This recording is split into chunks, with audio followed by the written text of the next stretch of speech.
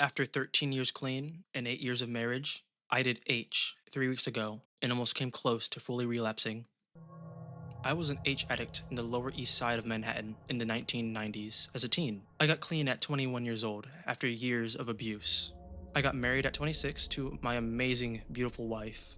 She knows I was an addict. I spent all these years not even really thinking that much about the concept of relapsing. It had been so long. I still thought about it, but with marriage and my kids and everything, the thought of it was just so ridiculously out of sight to even consider trying again. 3 weeks ago, it was my friend's birthday. He is 4 years younger than me, so of course he wants to go to some cool, hip, sketchy bar slash club thing in Bushwick. I got drunk, really drunk. I hadn't really drank much at all in the past few years, so my tolerance was way lower than I expected. There was a dealer outside and a few other junkies nearby. I don't even fully remember what happened. I just remember going with them, abandoning my friend at the bar. It was like 1 a.m. anyways, and going to some apartment and shooting up. I spent the night there, and then all the way until noon the next day. I had 10 missed calls. I panicked when I came out of my daze. I told my wife I had gotten way too drunk and was puking and my phone was out of battery, so I stayed at Charlie's house. She was disappointed I didn't tell her, but also thought it was funny, because she used to tease me for not being able to handle my liquor. This was a I told you so moment. She had told me not to drink too much before I went to the bar. She wasn't even in New York. She was at a summer house with the kids in Massachusetts. I spent the next 4 days until they got back just riddled with anxiety, urges to get more H, horrific mind zaps. I don't even know what to call them. It was, in some ways, worse than my withdrawal symptoms when I first was an addict. Not because the physical feeling, but the horrible mental feeling of what I was possibly giving up. My wife and kids. I wanted to fucking get more so badly. I left my house to find H 4 fucking times. 4 times. I gave up to get more, but wasn't able to find any, and snapped back to reality and went back home. I still thank fucking God I did not somehow run into some street dealer during the 4 times. I would have absolutely done it. I feel like everything I thought about myself, that I was strong, that my addiction was behind me, that I had beat H, it was all gone. I'm not gonna say I'm back at square one or anything. I'm not. But I feel like something inside me has reset. My unwavering strength against addiction was broken at the slight temptation. I still am weak. H is so much stronger than me. It's truly unbelievable how much stronger it is than me. When I was young, my aunt had cancer. She beat it, and then it came back soon after. And she beat it again. It didn't come back. And we loved how strong she was for fighting her cancer and that she had overcome it. She lived with us. I remember her feeling of strength after her second year of not having cancer, her third year, and her sixth year. It finally felt like it was gone for good.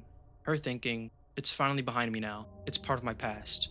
And then it just fucking came back. 9 years after her first diagnosis, it came back and killed her. I remember her feelings and how she felt about it so many years after she thought it had gone away. That is how I feel. Like a cancer I thought I got rid of decades ago just showed back up on my screening. The first 5 to 6 days after I tried it, that time outside of the bar, were the worst. My kids and wife have come back. The urges mostly went away after the second I saw my kids. I hugged them so damn hard. And I never told my family what happened, nor will I ever. My wife never understood that side of me. She met me 5 whole years after I was clean. I just cannot have her know, ever. I won't do it again. I plan on not drinking to excess like that again, except maybe with very specific situations like the summer house, where there's no option of drugs. I mean, not like I want to get drunk like that ever again, but just in case I ever want to get loose, I'm never doing it in the city again. I'm still 90% plus sure I won't ever touch H again. I'm still positive in myself about it. It's just, it used to be 99% sure. That is what fucking terrifies me. I said H is stronger than me. It is absolutely stronger than me. But the reason I won't ever do it again is that it isn't stronger than my family, my wife and kids. I don't care about how good it feels.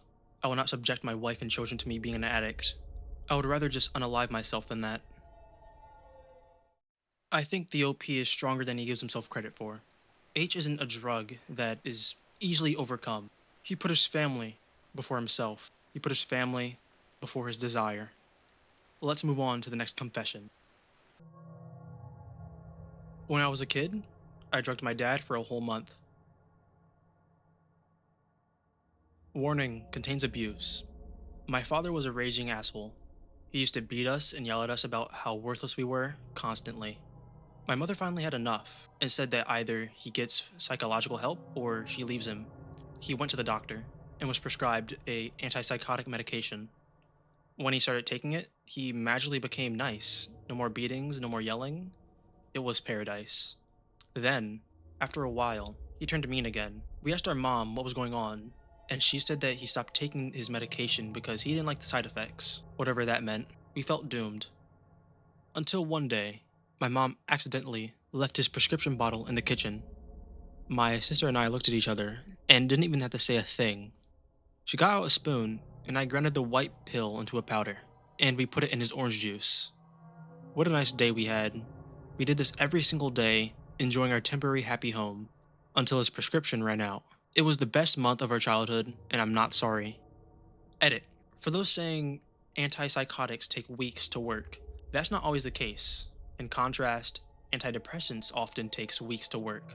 People have commented that they've taken antipsychotics such as Luda, Promazine, or Seroquel, and they claim they feel the effects in hours. FYI, I have no memory of exactly what drug he was on.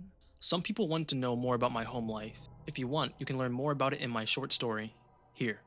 Well, thanks for all the kind words and the award. This is unexpected but greatly appreciated. To those who asked, I'm doing fine now and I live a blessed life. And no, I don't recommend people do this at home.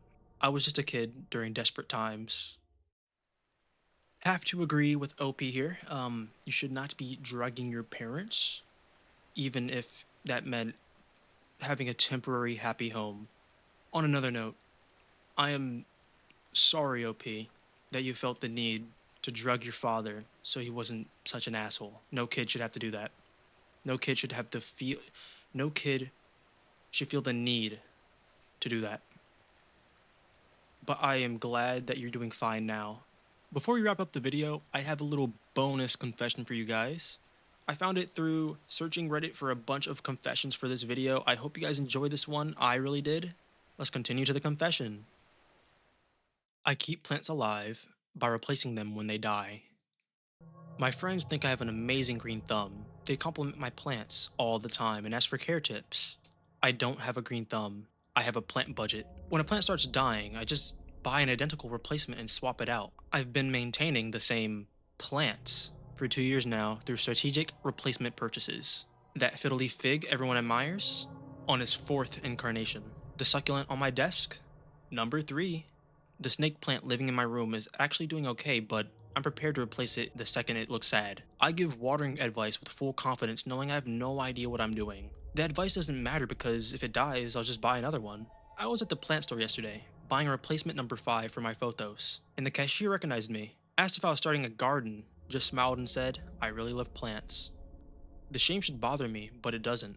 My apartment looks great and my friends are impressed. That's all that matters. Is this fraud? Maybe. Do I care? Not really. Truly diabolical. This guy is a maniac. And I just want to say, wouldn't it be more cost efficient if you just took care of the plants? You know, like, you guys may not know, but plants get pretty expensive. Like, there are some really expensive plants. And that's the end of the video. I hope you guys enjoyed the confessions we read through today. See you guys in the next one.